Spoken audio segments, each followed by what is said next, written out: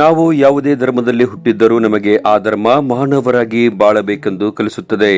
ನಮ್ಮ ಸಂವಿಧಾನ ಭಾರತದಲ್ಲಿ ಹುಟ್ಟಿದ ಎಲ್ಲರನ್ನ ಒಂದೇ ಧರ್ಮ, ಭಾರತ ಧರ್ಮ, ಭಾರತೀಯರೆಂದು ಬೆಸೆಯುತ್ತದೆ ಎಂದು ಕೆಎಸ್ಡಿ ನಿಗಮದ ಅಧ್ಯಕ್ಷ ಶಾಸಕ ಸಿಎಸ್ ನಾಡಗೌಡ ಅಪ್ಪಾಜಿ ಹೇಳಿದರು.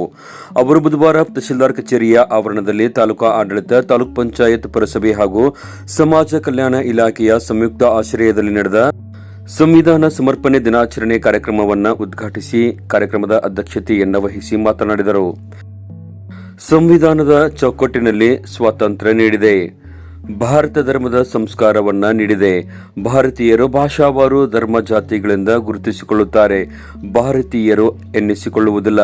ಸಂವಿಧಾನದ ನೆಪದಲ್ಲಿ ಸ್ವತಂತ್ರ ದುರ್ಬಳಕೆ ಮಾಡಿಕೊಳ್ಳುತ್ತಿದ್ದೇವೆ, ಆಂತರಿಕವಾಗಿ ಬೇರ್ಪಡಿಸಿಕೊಳ್ಳುತ್ತಿದ್ದೇವಾ ಅಂತ ಬೇಸರವನ್ನ ವ್ಯಕ್ತಪಡಿಸಿದರು. ಸಂವಿಧಾನ ಶಿಲ್ಪಿ ಅಂಬೇಡ್ಕರ್ ಅವರು ದೇಶದಲ್ಲಿ ಎಲ್ಲ ಸಮಸ್ಯೆಗಳು 20 ವರ್ಷದಲ್ಲೇ ಪರಿಹಾರ ಸಿಗುತ್ತದೆ ಎಂದು ಭಾವಿಸಿದ್ದರು. ಆದರೆ ದೇಶಕ್ಕೆ ಸ್ವಾತಂತ್ರ್ಯ ಬಂದು ಇಷ್ಟು ವರ್ಷಗಳಾದರೂ ನಾವು ಅವರ ಕನಸು ನನಸು ಮಾಡುವಲ್ಲಿ ಎಡವಿದ್ದೇವಾ ಎಂಬ ಭಾವನೆ ಕಾಡದೇ ಇರದು ಎಂದರು. ಭಾರತದಲ್ಲಿ ಹುಟ್ಟಿದಂತ ಎಲ್ಲರೂ ಕೂಡ ನಾವು ವಿವಿಧ ಧರ್ಮಗಳಲ್ಲಿ ಹುಟ್ಟಿದ್ರು ಕೂಡ ನಮಗೆ ಒಂದೇ ಒಂದು ಧರ್ಮ ಇರತಕ್ಕಂಥದ್ದು ಯಾವುದಪ್ಪ ಅಂದ್ರೆ ಅದು ಭಾರತದ ಧರ್ಮ, ಭಾರತೀಯ ಧರ್ಮ ಅನ್ನುವಂಥದ್ದು ನಾವು ನೆನ್ಪಿಡಬೇಕು. ಅದಕ್ಕೆ ಇದು ಸಂವಿಧಾನ. ಈ ಸಂವಿಧಾನದ ಚೌಕಟ್ಟಿನಲ್ಲಿ ನಮಗೆಲ್ಲ ಸ್ವತಂತ್ರವನ್ನು ಕೊಟ್ಟಿದೆ. ಆದಾಗ್ಯೂ ಕೂಡ ನಮ್ಮ ಭಾರತದ ಈ ಒಂದು ಬಾಬಾ ಸಾಹೇಬ್ ಅಂಬೇಡ್ಕರ್ ಅವರು ಕೊಟ್ಟಂತಹ ಸಂವಿಧಾನ ಇದೆ, ಅದರ ಚೌಕಟ್ಟಿನಲ್ಲಿ ಎಲ್ಲರೂ ನಡಿಬೇಕು ಅನ್ನುವಂತ ಒಂದು ನಿರ್ಬಂಧಗಳು ಕೂಡ ಅದರಲ್ಲಿದೆ ಅನ್ನೋದನ್ನ ಯಾರು ಕೂಡ ಮರಿತಕ್ಕಂಥದ್ದಲ್ಲ. ಇದು ನಮಗೆ ಇವತ್ತು ಸಂವಿಧಾನ ಬೋಧನೆ ಮಾಡತಕ್ಕಂತ ದಿವಸ ಅಂದ್ರೆ ಇದು ಭಾರತದ ಧರ್ಮದ ಒಂದು ಏನು ಸಂಸ್ಕಾರ ಇದೆ, ಆ ಸಂಸ್ಕಾರವನ್ನ ನಮಗೆ ನೀಡುವಂತಹ ಇವತ್ತು ಪ್ರತಿಜ್ಞೆಯನ್ನ ಮಾಡಿಸ್ತಕ್ಕಂಥದ್ದು ಇವತ್ತು ಸರ್ಕಾರಗಳು ಮಾಡ್ತಾ ಇದ್ದಾವೆ.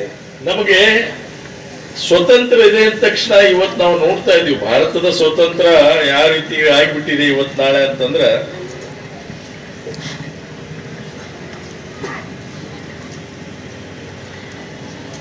ಹೇಗೆ ಹೇಳ್ಬೇಕು ಅರ್ಥ ಆಗೋದಿಲ್ಲ, ಮನ್ಸಿಗೆ ಬೇಜಾರಾಗ್ತದೆ. ನಾವು ಬಹಳಷ್ಟು ಜನ ಭಾರತೀಯರೇ ಅಂತ ಅನಿಸ್ಕೊಳ್ಳೋದಿಲ್ಲ. ಇವತ್ತು ನಾವು ಬಹಳಷ್ಟು ಜನ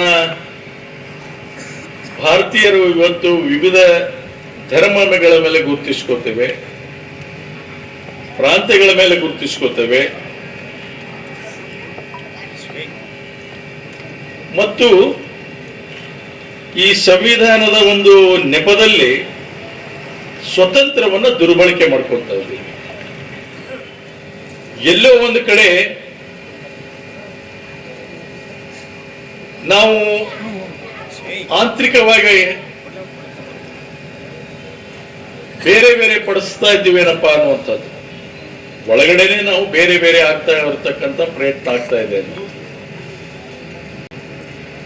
ಇದು ನಿಲ್ಲಬೇಕು. 15-20 ವರ್ಷದಲ್ಲಿ ಇವೆಲ್ಲ ಸಮಸ್ಯೆಗಳು ಪರಿಹಾರ ಆಗ್ತವೆ ಸ್ವತಂತ್ರ ಭಾರತದಲ್ಲಿ ಅಂತಿತ್ತು. 15-20 ವರ್ಷದಲ್ಲಿ ಪೂರ್ತಿ ಆಗ್ತವೆ ಅನ್ನುವಂಥದ್ದಿತ್ತು. ಆದ್ರೆ ಇವತ್ತು 76 ವರ್ಷ ಆದ್ರೂ ಕೂಡ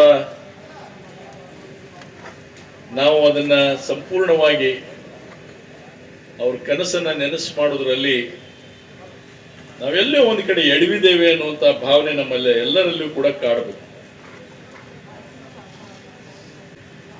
ಅದಕ್ಕೆ ವಿದ್ಯಾರ್ಥಿಗಳೇ, ನೀವು ಮುಂದಿನ ಭವಿಷ್ಯ, ಈ ದೇಶದ ಮುಂದಿನ ಭವಿಷ್ಯ, ನಿಮ್ಮಲ್ಲಿ ಆ ಭಾವನೆಗಳು ಇರಬಾರ್ದು. ನಾವೆಲ್ಲರೂ ಒಂದಂತ ಹೇಳಿ ಬಾಳ್ತಕ್ಕಂತ ರೀತಿಯಲ್ಲಿ ನಿಮ್ಮ ಶಿಕ್ಷಣ ಇರಬೇಕು. ಸಂವಿಧಾನದ ಕುರಿತು ವಿಶೇಷ ಉಪನ್ಯಾಸವನ್ನ ಬಸವರಾಜ್ ಜಾಲವಾದಿ ನೀಡಿದರು. ಇರ್ತಕ್ಕಂಥ ಸಂದರ್ಭದಲ್ಲಿ 4 ಈಗ 6 ತಿಂಗಳಾಗಿದೆ, 4 ತಿಂಗಳು ರಜೆ ಕೊಡೋದಾಗಿರ್ಬೋದು, ಇವೆಲ್ಲ ಸಂವಿಧಾನದಲ್ಲಿ ಇರತಕ್ಕಂಥ ಅವಕಾಶಗಳು. ನಮಗೆ ಹಾಡ್ಲಿಕ್ಕೆ ಸ್ವಾತಂತ್ರ್ಯ ಇದೆ, ಮಾತಾಡ್ಲಿಕ್ಕೆ ಸ್ವಾತಂತ್ರ್ಯ ಇದೆ, ಆದರೆ ಆ ಸ್ವಾತಂತ್ರ್ಯ ಸ್ವೇಚ್ಛಾಚಾರಕ್ಕೀಡಾಗಬಾರದು.